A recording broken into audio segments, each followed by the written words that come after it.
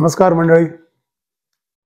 शिवसूत्रच्या पुढच्या एपिसोडमध्ये छत्रपती शिवाजी महाराजांच्या व्यक्तिमत्वाच्या पुढच्या पैलूवर आपण आज बोलणार आहोत. पुन्हा एकदा 7 पैलू सांगतो लक्षात राहण्याकरता आपल्या. स्वयंभू, स्वत्व, स्वधर्म, स्वराज, साक्षेप, सलगी आणि स्वयंसिद्धता. तिसरा पैलू आहे स्वधर्म.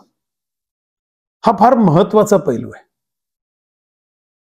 जो माणूस स्वयंभू असतो आणि ज्याचं स्वत्व जागृत असतं, स्वयंभू स्वतःतून उत्पन्न झालेला,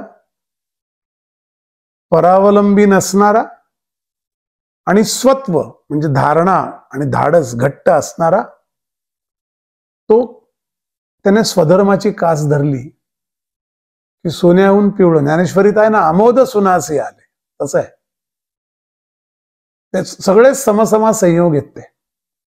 आणि असे 7 आहेत शिवछत्रपतींच्या आपल्या महाराजांच्या आयुष्यात. 7 समसमा संयोग निर्माण केलेत या माणसाने. ते 7 पैलू. तर तिसरा पैलू आहे स्वधर्म. कृष्णाने गीतेमध्ये 3ऱ्या अध्यायात 35व्या श्लोकमध्ये सांगितलंय, स्वधर्मे निधनम श्रेया परधर्मो भयावा. ते म्हणाला गीताकडून सुरू केली.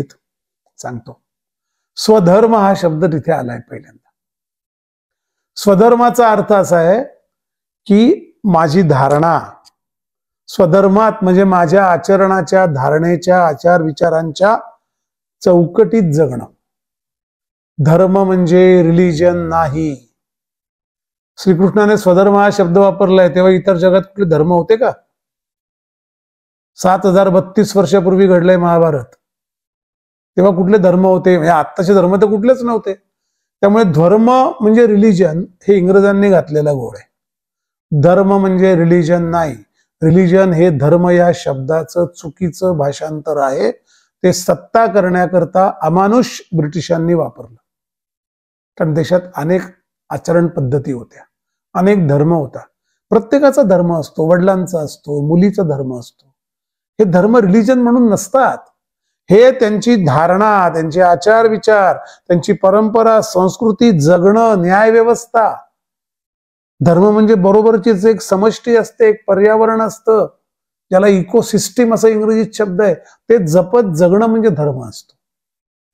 आणि तो धर्म, स्वधर्म काय बघा, म्हणजे एक जाणीव असते स्वतःची. एक उपनिषदामध्ये एक प्रश्न विचारलाय, कोहम, मी कोण आहे, असा प्रश्न आहे. कोहम हा फार जुना तत्वज्ञानातला प्रश्न आहे. त्याने विचारलं, मी कोहम, मी कोण, कशा करता आला? तर मी कशा करता आलो जन्माला हा पुढचा भाग आहे.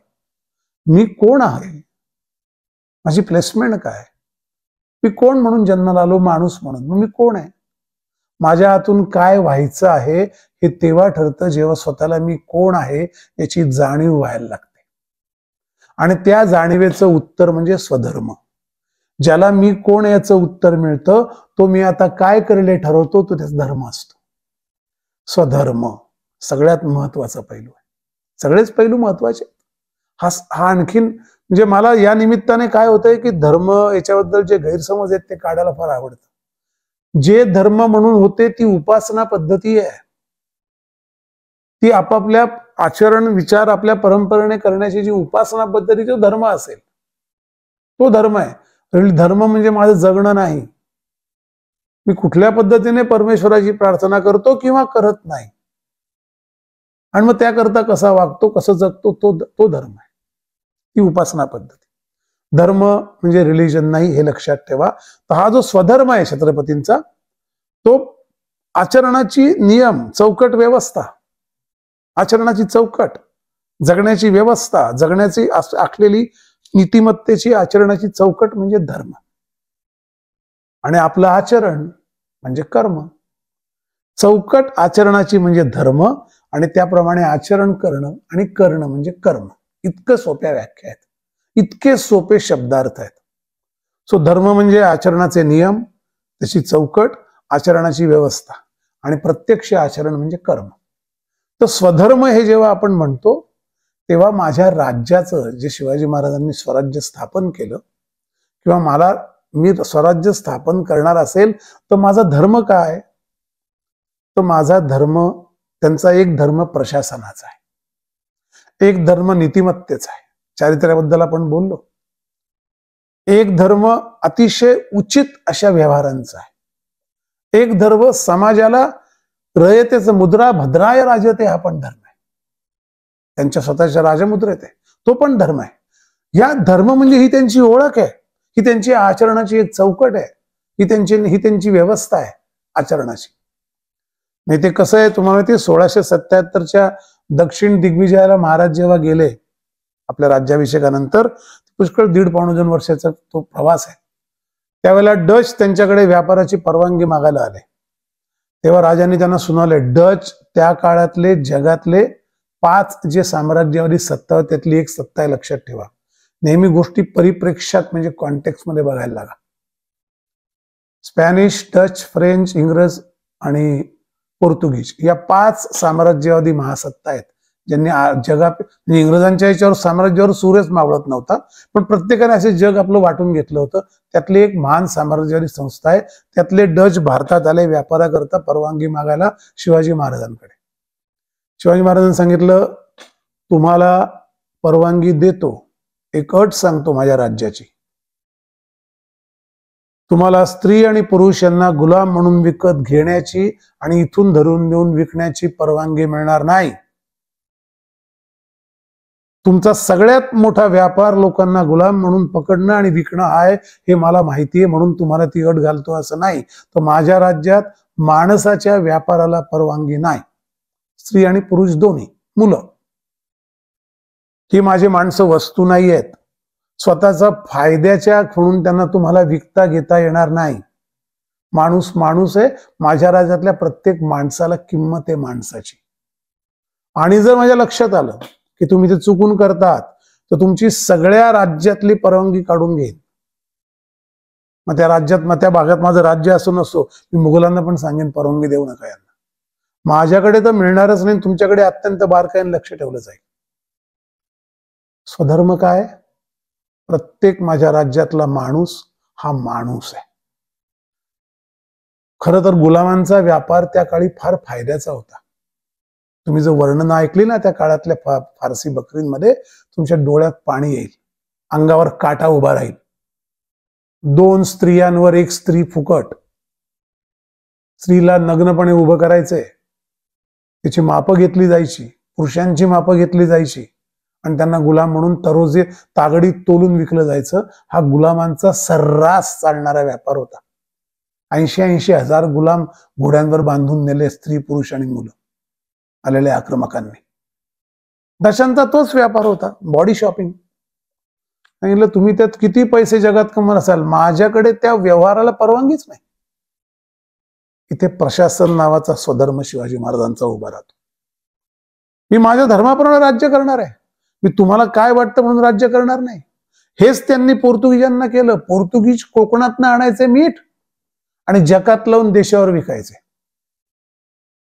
शिवाजी महाराजांनी त्यांना बोलून सांगितलं, कोकण माझंच राज्य, देश माझाच, माझ्याच राज्यात तुम्ही माझ्याच राज्यात पिकलेल्या मिठाला जकात लावून मला विकाल, हे चालणार नाही. हा धर्म आहे प्रशासनाचा, हा धर्म आहे माझ्या स्वदेशीचा, माझ्या स्वदेशी वस्तूंचा आणि माणसांना जपणारा धर्म आहे. मी कधी कधी विचार करतो, GDP नावाचं एक अत्यंत फ्रॉड मेजर आहे. त्यात काय असतं? वस्तू आणि सेवा. सेवा म्हणजे माणसांच्या सेवा पण असतात बरं का, सर्व्हिसेस. IT सगळी माणसं ही सेवा म्हणून धरली जातात, कारण त्या माणसांचे तास विकले जातात. तशात देशाचा GDP मोजतात, जो सगळ्यात जास्त GDP तो बलवान देश म्हणतात. अहो महाराज आजच्या 350 वर्ष आधी आहेत, काय सांगतायत ते? माझ्या राज्यातल्या वस्तू माझ्या राज्यात फुकट मिळतील, त्याच्यावर तुम्हाला पैसे कमवू देणार नाही, माझं उत्पादन आहे, आणि माझ्या राज्यातली माणसं तुम्हाला विकू देणार नाही. याशिवाय काय व्यापार करायचा असेल तो करा, तो बरोबरीचा असेल. म्हणून हा जो धर्म आहे ना, त्याला रामदास स्वामी फार छान म्हणतात. ते म्हणतात, या भूमंडळी धर्मरक्षी ऐसा नाही, महाराष्ट्र धर्म राहिला तुम्हा कारण. या भूमंडळी म्हणजे या जगात धर्मरक्षी, धर्मरक्षी म्हणजे इतकं स्वधनम निधन, म्हणजे स्वधर्माचं सगळं श्रेय जपणारा असा माणूस झाला नाही तुमच्यासारखा नाही. आणि त्यामुळे हा महाराष्ट्र धर्म राहिलाय. पहिल्या एपिसोडमध्ये आपण महाराष्ट्र धर्म काय ते सगळं सविस्तर बघितलंय, ते पुन्हा रिपीट करत नाही. पण महाराष्ट्र धर्म राहिला तुम्हा कारण तो धर्म आहे, ती आचरण व्यवस्था आहे. कसं राज्यात काम करायचं प्रत्येकाने, प्रत्येकाची व्यवस्था काय जगण्याची, त्यांचे परस्पर अवलंबित्व काय, त्यांनी एकमेकांकरता काय करायचं. आणि मग आता तुम्ही असं म्हणाल की हे सगळं ठीक आहे हो, पण समोरच्याने आम्हाला त्रास दिला तर आम्ही काय कुठला धर्म आचरायचा, त्याला मारायचा धर्म आमचा नाही. ऐका, त्याचं पण उत्तर महाराजांनी दिलं. एक झालं मी तुम्हाला डचांत सांगितलं, माणसांचा गुलाम. दुसरं पोर्तुग. हे मुद्दामून मी सांगतोय बाहेरच्या लोकांचं, ज्या सर्वकष मोठ्या ताकदी आहेत. इथल्या मुघल बादशाला त्यांनी संपवलंच हो. मी परदेशी, त्यांनी जगावर राज्य केलेले मोठे मोठे साम्राज्यावरील लोक सांगतोय. महाराज गोव्यात गेले, ज्यांना कळलं, इथल्या व्हाईसरायाने, गोव्याच्या व्हाईसराय त्याने एक फतवा असा काढला होता की गोव्यात फक्त कॅथोलिक लोक राहतील. आणि त्याने सांगितलं ज्यांना कॅथोलिक व्हायचं नाही त्यांनी अजून आपलं सामान उचलावं, निघून जावं. आमच्या राज्यात तो राहिला आणि कॅथोलिक नसेल त्याचं मुंडकं उडवलं जाईल. आणि त्याने अनेक लोकांच्या अशा कत्तली पण केल्या. महाराजांनी लोकांनी सांगितलंय का की असं असं झालंय, आमचे तर पारंपरिक व्यवसाय आहेत, मासेमारीचे आहेत, किराणा दुकान विक्रीचे आहेत, नारळांचे आहेत, आंब्याचे आहेत, काजूचे आहेत. हे सगळं आम्ही करायचं कसं? आम्ही तर कॅथोलिक नाही, आम्ही यांच्या आधीपासून इथे राहतोय, वास्को द गामा येण्याच्या आधीपासून. महाराजांनी त्याला बोलवून घेतलं, सांगितलं एक असा गाव आहे, तो सगळा गाव माझ्याकडे उचलून घेऊन या. एक छोटं गाव होतं, त्या गावातली 1500 माणसं उचलून आणली. महाराजांनी सगळ्यांना उभं केलं आणि विचारलं काय झालंय. प्रत्येकाने हे सांगितलं. आणि मग एका माणसाने सांगितलं ते जे 4 पादरी आहेत ना, ज्या सगळ्या पादऱ्यांनी मिळून व्हाईसरायला सजेशन दिलं, सूचना केली किंवा त्याला निर्देश दिले की तुम्ही असं करा, कॅथोलिक शिवाय कोणाला गोव्यात ठेवू नका, ती लोक आहेत. त्यातले 4 पादरी पण आमच्याच गावातले आहेत. 4 पादऱ्यांना महाराजांनी बोलवलं, विचारलं मी तुम्हाला नम्रपणे विचारतो, तुम्ही माझा धर्म स्वीकाराल का, हिंदू धर्म? ते नाही म्हणले. परत विचारलं माझा धर्म स्वीकाराल का? जर स्वीकारणार नसाल तर माझ्या पद्धतीने तुमच्याशी मी वागेल जसे तुम्ही माझ्याशी वागतात. धटाशी असावे धट, उद्धटाशी उद्धट. त्या 4ही पादऱ्यांची मुंडकी कापून एका तपकात ठेवून व्हाईसरायकडे पाठवून दिले. समोर बरोबर एक खलिता दिलाय की हा जर तुम्ही कायदा परत घेतला नाही तर सगळ्या गोव्यातल्या पादऱ्यांची मुंडकी तुम्हाला अर्पण केली जाते. दुसऱ्या तासाला व्हाईसरायने तो आदेश परत घेतला. माझा धर्म जपण्याकरता मी इतका कडवा असायला लागतो. माझं कडवे पण लोकांच्या अन्यायाचं नाहीये, माझ्यावरचा अन्याय दूर करण्याचा आहे. धर्म तिथे उभा आहे, मी अन्यायाने जगू देणार नाही. अनेक ठिकाणी त्यांनी मंदिरांचा जीर्णोद्धार केलाय. हा जो आचरणाचा धर्म आहे, प्रशासन म्हणून असेल, परस्परावलंबित व्यवस्था म्हणून असेल, माणसांनी कसं काम करावं म्हणून असेल, वतनदार काढून टाकले, त्यांना वेतनदार केलंय, त्यांना पगार दिलाय, जमिनीचे तुकडे काढून घेतलेत, शेतसऱ्याची पद्धत निर्माण केली. हा जो धर्म आहे प्रशासनाचा, सलगी देण्याचा, माणसं जपण्याचा, चारित्र्यवान पद्धतीने राहण्याचा, तो स्वतः आदर्श घालून दिला. मी तुम्हाला खरं सांगू, शिवाजी महाराजांच्या आयुष्यातली जिचं अनुकरण करता येणार नाही अशी एक क्षणाची एकही गोष्ट त्यांच्या आयुष्यात नाही. संपूर्ण आयुष्याचं याचं अनुकरण करता येईल असा एकमेव राजा आहे जगातला, छत्रपती शिवाजी महाराज. कारण त्याचा स्वधर्म इतका बळकट आहे, स्वधर्म इतका स्वच्छ आहे, त्याला क्रिस्टल क्लिअर असं इंग्रजीत म्हणतात, स्फटिकाप्रमाणे स्वच्छ आहे, सगळा थेट दिसतो. तोच धर्म आहे, आणखी काही धर्म नाही. आणि म्हणून तिसरा पैलू स्वयंभूपण आहे, स्वत्व आहे. आणि त्या स्वत्वाचं जे गतिज आहे, ते सत्व प्रकट होण्याची जागा आहे, तो स्वधर्म आहे.